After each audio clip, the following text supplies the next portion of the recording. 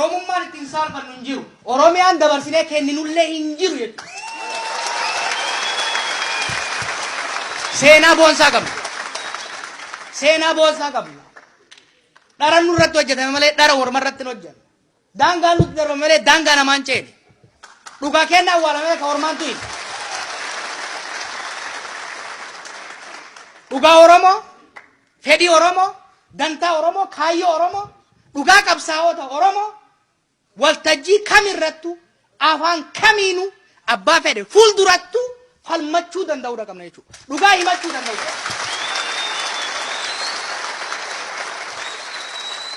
Kanaaf bifa kamiin paartii kam keessatti sadarkaa kamitti hirmaadha kan jedhu anis itti yaadaan jira. Hogganoota kaan wajjinis mari'annee jirra. Hoggan asii deebi'e gaaddisa hoggansa Oromoo jalatti teenyee bifa kamiin sadarkaa kamitti yoon hirmaadhe tokkummaa jaarmiyoota kanaa cimsuu danda'a. Ce'umsa kana bu'aa buusuu danda'a. Mooraa siyaasaa Oromootiif cimina ta'uu danda'a kan jedhu waliin mari'annee murteessinaa jechuudha. Murtii kana hin beeksifne. Wanni waadaa gallu garuu wanni waadaa galuu barbaadu.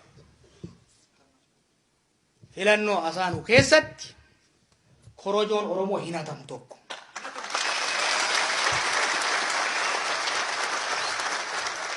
Dhugaan Oromoo hin awwaalamu, seenaan Oromoo hin xuraa'u. Oromiyaa irratti nama ummanni keenya filate qofa malee kan korojoo hatu, kaalagaan ergatu, kaalagaa shelleqatu hin filatamu jechuudha. Kan hin mirkaneessu. Kanaaf tarsiimoo lafa baafannee lafa kaa'annee jira.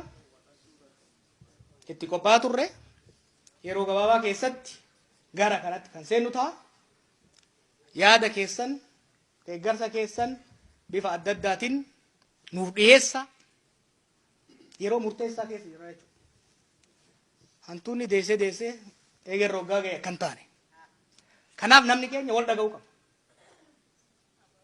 Filannoo kana keessatti illee akka shunkurtaa gullitiititti qoqqoodamnee hin seennu.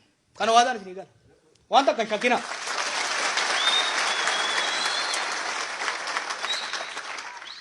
Dr. Mararaanis, Daawud Ibsaatis, Kamaal Galchuutis kanarratti ejjennoo waloo qabanii jechuudha.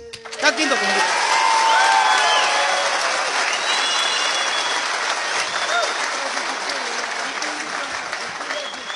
Warra walii galluun, warra dhugaa Oromoo irratti walii galluun, warra ejjennoo Oromoo irratti walii galluun, mooraa takka jalatti, gaaddisa takka jalatti, caayaa takka jalatti dhugaa Oromoo takkittii qabannee Oromummaaf Oromiyaadhaaf ni falmanna.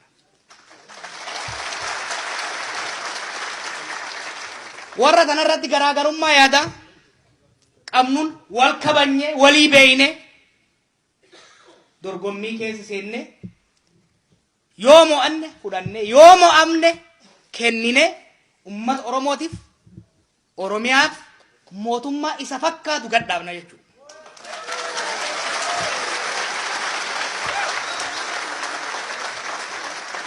Sadarkaa biyyaattis sadarkaa Itoophiyaattis moodeelii Oromoo dhiyeessuu danda'uudha qabna jechuudha. Baala taraan hin jaaniini. Naggana taraan teenya hin dhufu.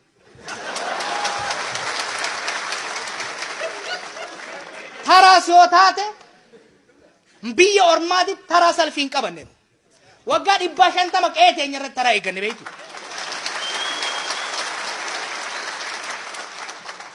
Qe'ee teenya irratti illee humnaan uummata keenya irratti hin fe'amnu. Filannoo isaatiin yaada qabnu. Imaammata qabnu, tarsiimoo qabnu, lafa keenya ummata keenya keessa ni filamna.